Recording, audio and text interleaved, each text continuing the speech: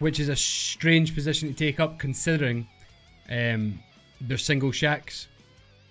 They're not buildings with a lot of floors, with a lot of movement. And again, the survivability once you're in there is kind of low. Unless they have some form of underground system, which would make more sense.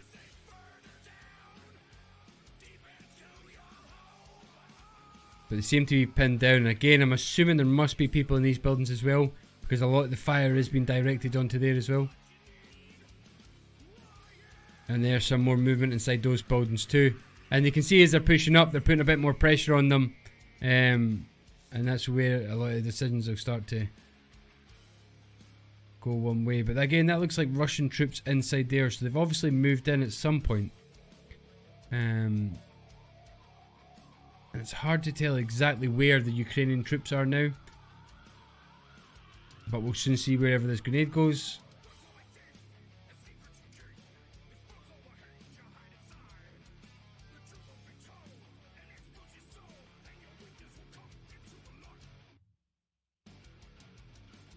And it is quite mad to try and tell exactly what they're doing, because it is a strange position for these troops to be in, especially the fact that there's Russians covering that way, which is a weird angle to cover, especially when you've got troops moving up.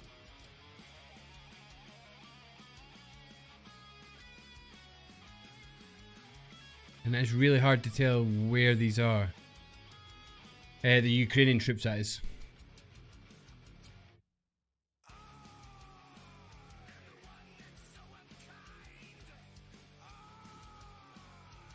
Some grenades. How many grenades has this guy got?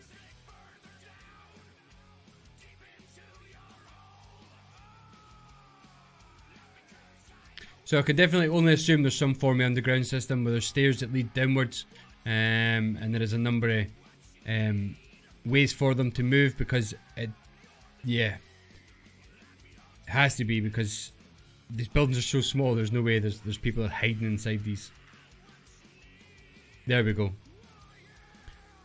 So as you can see, there's 1, 2, 3, 4, 5, 6, 7, 8 maybe Ukrainians have surrendered there. There's another one. So they seem to be telling them to take their body armor off. So if you're unsure about law of armed conflict, whenever you catch a POW, you're meant to return their body armor to them or make them keep it on as long as you can, because it's still an active combat zone, and it falls under the duty of care that you must provide them protection. But they seem to be getting separated now. I don't know if they're being moved somewhere specifically, but it's good there. So what you can see in the background, I'll just run that back as you'll see it now. So I'm assuming it's one of the commanders here. So the commander there, you see him. The commander just pointed in that direction and pointed that direction.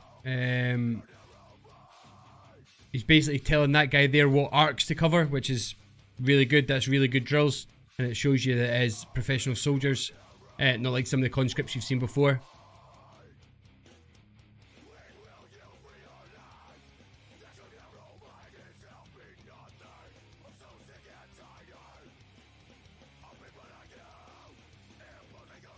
Look at some of the destruction. So it's absolutely mind-blowing to think these are people's houses, and people at some point are going to have to return to them after the war. But it's absolutely mind-blowing, the destruction, and it just shows you really what does happen during combat.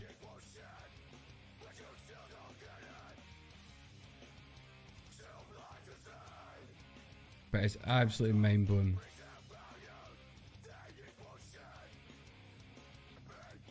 So here we see what looks like the POWs being moved. So these will be Ukrainian POWs now, and they're being moved back up the line.